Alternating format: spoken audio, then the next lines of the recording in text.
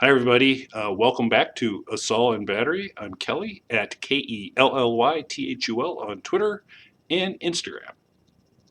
And I'm Young Jeans on Twitter and Instagram, YEUNGJEANS. But I just go by Jeans. There you go. And this week's episode is ironically entitled Talk, which we're going to do about the episode in a second. As soon as I complete the obligatory 30-second or less overview. So I will get that out of the way for us first. So, Stacy's getting over Maddie quicker than Mike. Jimmy eventually enters the cell phone business. Those gosh darn Salamacas do what they do. Kim makes a Star Trek to court. Gus and Mike have an intimidation off. And Jimmy calls upon his inner Saul. There you go. It works. Those gosh darn Salamacas. Just not the exact quote from the show. Which was my favorite line of the episode. It'd be a great T-shirt, but for YouTube purposes, we will use "gosh darn" instead of the other adjective that Nacho chose to describe the Salamacas. Nacho. Well, another Nacho. Apparently Every that. time. What's that? It's every time. I'm gonna be like, yes. I love him. Yeah, when it's there's some. I mean, it's little bits. I mean, actually, a pretty cool moment for him on one part, for sure. So we got Jimmy. Jeans was right when we talked last week about did he really want a job or not. He gets another offer. He's turning it down, so he's just apparently going through the motions. And then Kim suggests maybe he needs to see somebody. And so I think in the Jimmy mind, he goes, well, if I have a job, maybe she'll get off my back about this. And so he kind of, after turning it down, takes the cell phone job. Yeah, he calls him back because in his mind, getting a job that he feels he's overqualified for is better than going to therapy. Yes. And he appears to have, appears no interest whatsoever in figuring out his inner self at all. I think that all covered. We get a tour of a very grim and bleak looking. Was it like a crack village? I'm not sure really what it was. It was I guess a compound that the fair enough.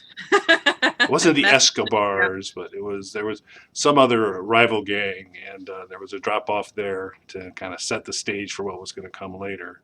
But that was bleak. That was a pretty bleak place. Well, and I think that's interesting too because it's such a departure from Fring, and as we kind of discussed in previous episodes, like Fring is anal retentive and OCD to the nth degree. He doesn't even wear wrinkles. Like he's it's so that's kind of what we've been looking at, and really, I mean, most of the drug world is not that neat and tidy and smooth. It's very grungy and dark and gritty, and so I think that was nice that we actually got sort of a picture of that this is not a good world to be in. I'm highly convinced that Gus wins the Tidy Award at every drug overlord conference that they have. So. I feel like he's got a jacket with that on the back, like Tidy. All these plaques up in his office for the 10th year in a row. But yeah, it's different. And I've seen this in The Wire, and then I saw it here too. I'm not as familiar, but I'm kind of in rural Illinois, so probably not. But the whole couches on the outside, sitting on the sidewalk, sitting out in the yard, that's kind of a new concept to me. I don't know if you got a lot of that around your place. No, we don't really have that around here. I feel like it's a little rednecky, but on the other hand, I also feel like you see it sometimes with like fraternities and things of that nature. So definitely, me being a little bit of a germaphobe, definitely not the direction that I would want to go in. But It's a thing. Yeah. It doesn't rain that much in New Mexico, or so I'm sure it's probably not festering mold. Well, you don't. Not that much. Any rain, to me, any rain on a sofa or a couch is a no-win proposition. I get very unsettled when I see couches outside. It's disturbing to me. So, Fair enough. but we'll see how that all goes. So we got that, and um, then Kim kind of sits in court for a while, Yes. and the judge spies her. Yeah. And calls her back. And so, have you ever seen the verdict? Not in a very long time, but it certainly sounds like a very familiar plot that he rattles off to her. Yeah. Neelix rattles off to her. Yeah. I had to find it. Yeah, I had to find it. Yeah. She couldn't contain herself rather than watch the show. The minute that I saw that he had like a name that I could go and look up, I was running through IMDb and the judge is Neelix from Star Trek Voyager, the chef guy. Yep. And yes, it all came rushing as soon as you said it. It's like, oh yeah, absolutely, I get that totally. A little different than Neelix, not entirely. But, Yeah. I mean, a little less forehead. Advice just the same though, so you know. But yeah, he kind of pranks Kim a little bit in pitching this case to her. That's the plot of the verdict, which Kim's totally on, which of course she would be because she's a big movie buff. And then he lists his upcoming cases for the day, which includes a janitor throwing urine on somebody and a woman stabbing her boyfriend for a grilled cheese sandwich. So, guess to kind of point out, not as glamorous as the verdict, obviously. Not nearly, and I'm glad those were two separate cases because the only thing worse than a couch on a sidewalk is urine on a grilled cheese sandwich. As far as I'm concerned, totally don't like that. Not a fan. Case smashing, yeah. Mm. No, that would be bad. Apparently, I didn't like that either. I don't know if you heard her. She's like, oh. Yeah. I love his line where he says, "You're not the first lawyer to try and rediscover your love of the law by trolling my court." Yep. So he's seen this before and very clearly knows that she's struggling. Yep. But then he gives her you show up again. I got a PD public defender overload, and I won't be afraid to use it, assuming that would scare her off. Cases. What was that? He and grilled cheese cases. That's right. A whole backlog, all sorts of sandwiches,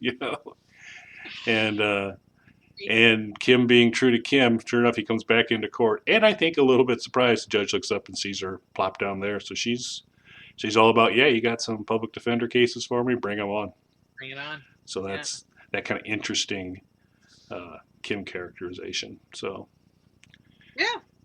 No, I don't know that I understand, but I think to some degree it harkens back to, now that Mesa Verde is expanding exponentially, the workload is there's no light at the end of that tunnel. And so she's looking for something a little more, because lawyers like to win things. I mean, that is part of the job, and she's not really winning things. She's just filing paperwork on a regular basis to try and get more banks out in the world. I don't know that that's very satisfying. So to some degree, it sort of makes sense. Yep, and she's got a whole room full of models to take care of and get paperwork done for her. So all of those, all those little tiny buildings have to be built. Yes, life indeed. Size. That's a lot of work. But again, it's not winning anything. It's not, I'm sure the initial rush of getting a big client is completely worn off at this point. Yeah, I think there was a lot of excitement at the beginning because it was big and it was challenging, but she does seem to be someone that once she kind of achieves that challenge, so okay, I've done that now, check. Big bank, got it set up, to kind of just, okay, great, now just get in the grinder and do it over and over again. It's not appealing to her. No, I think there are lawyers that are like that, and they like to kind of hide out in their office and just do paperwork, and I think that there are lawyers that like to argue, and she likes to argue. Yeah. clearly. I mean, Yep. Someone else was a little argumentative this show, Mike. You know, yeah, I he, love that. yeah, so he had spotted somebody in the group that he The uh, therapy group for people who are grieving. grieved, It's a like a widowers group, grieving group. Yeah. that he accompanies Stacy to, Hmm. and he's made a friend, Anita, who. And we're thrown a little bit, but I think there were some scenes of this therapy group a season ago, but it's super blurry for Jeans, and my memory's gone. So, Yeah, but that whole that whole show is just a blur. it's all blobbed together. But Yeah. uh, he confides in Anita that this guy's just, full crap. This making this stuff all up. He's just seeking attention. And they go to the session. But he's basing it off of actual facts. I mean, he's as a cop using that sort of like, they didn't have night games until in the at the Cubs at Wrigley Field, at Cubs games for until such and such a point, and his first date was their first kiss was at night at a Cubs game prior to that, and it just so I mean he's irritated because he has to be there in the first place, and then on top of it he's got someone who is blatantly lying to him, and his cop senses are tingling, his spidey sense is going off. And so, quite justifiably, Mike kind of knocks the pegs out from underneath this guy. Yes. In the typical, you watch him do the not so subtle slow burn of Stacy talking, and I think we were all slow burning. Yeah. I think we were all like, So I just didn't think about him. I wonder why I'm not going to think about him again. And it's like, his dad's right next to you. But so he got wound up, which isn't a good thing, and so he let loose. So, but I totally justified my opinion. Needed to be done. Mike had the goods on him there. But then he wasn't done. Then he had to kind of say, but before I leave, let me just kind of torch the rest of you in here too a little bit. Which is that Mike does not appear to be a big advocate of the group therapy sessions in terms of their benefit. But yeah, no, he really just sort of feels that they're all sitting around whining to each other, and that the whole exercise is pointless. He's only there for Stacy, and he made that extremely clear. And he's doing such a job at processing this stuff in a healthy way. He's the man to tap into for guidance here. Yeah, I think that's been pretty clear since we learned kind of his origin. It's doesn't have a lot of coping mechanisms. No, he does not. Tough man, smart man, Yeah. Good safety inspector, no doubt about that. It's on the ball. So then, and gosh, then we had hours and hours of dialogue from those gosh darn Salamacas as the two cousins come up and say 3 words in the entire episode. But they're busy. There's lots of other stuff going on, and they kind of come up on the rival gang. Black Village. Yes, the Sofa Village, and Sofa Village. they're ready to. The Nacho's like, wow, it's like a fortress. He's running the plan on all the backup he's going to do and all that, and they just get up and do what the cousins do. Salamacas get up, take a couple of handguns in, and just clear the joint out. Yeah, and I missed this first viewing, but you super spotted it right away. Apparently, one of the cousins is very good at avoiding blood spatter, and one is horrible at it. The one that is outside with Nacho is covered in blood, and he took a bullet wound. It looked like to the shoulder, and then his brother comes walking out. Not a dot, not a drop, not a drip, not a hole, nothing. He's completely clean. It was. Yeah, it was a little Dracula Dead and Loving It. I don't know if you know the scene where Mel Brooks has him stake the vampire, and he steps to the side and blood just comes up and totally soaks him, and then Mel comes back out and he's perfectly clean. It was a little bit like that, except in a dirty, druggy Sofa Village. That's right. But Nacho's job, apparently is to convince the Salamacas that he's Team Crazy Man. Right. And because he can barely get around right now, but he does get out to try and provide some coverage. One of the other two cousins sees that, so he's in terms of increasing their confidence that this guy's on our side. He achieved that, but not at an insignificant price, for Yeah, I sure. mean, he's in so much pain he had to cock the gun between his knees. Yeah. Yeah, not a good. I know when I go into gunfights, if I have to cock the gun between my knees, I'm like, maybe I need to sit this one out, But Yeah, right? I Yeah. don't know what your experience is, but Yeah, no. so yeah, that was something. And then I'm trying to think what else we want to make sure we tap on. So, Um, and then Nacho goes and has a conversation with Fring about it and basically says, this was about clearing territory and the cartel was not going to give the territory to the Salamancas. And the two brothers have, gone south to avoid any heat on their slaughter of the drug village. And he's like, I think they gave that territory to you. And Fring just sort of dismisses him summarily. yeah, yeah, You and should it's go rest. yeah, You don't look like you feel very well, sort of like go lay down. He yeah, doesn't answer him.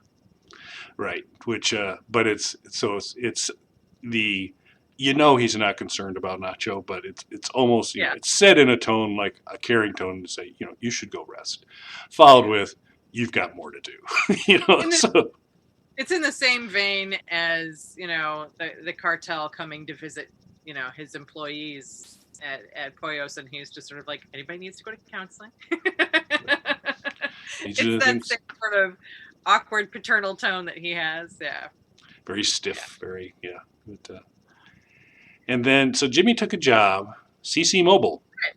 And with the worst music ever. He's trapped in Muzak hell. It is bad. Country music hell, which is There was saxophone. There was lots of saxophone and alto sax. It was bad. Hope in a closet and there's Kenny G. So, Not entirely out of the question. Yeah, yeah. absolutely. And Have so anyone yeah, the idle hands are the devil's workshop, I hear.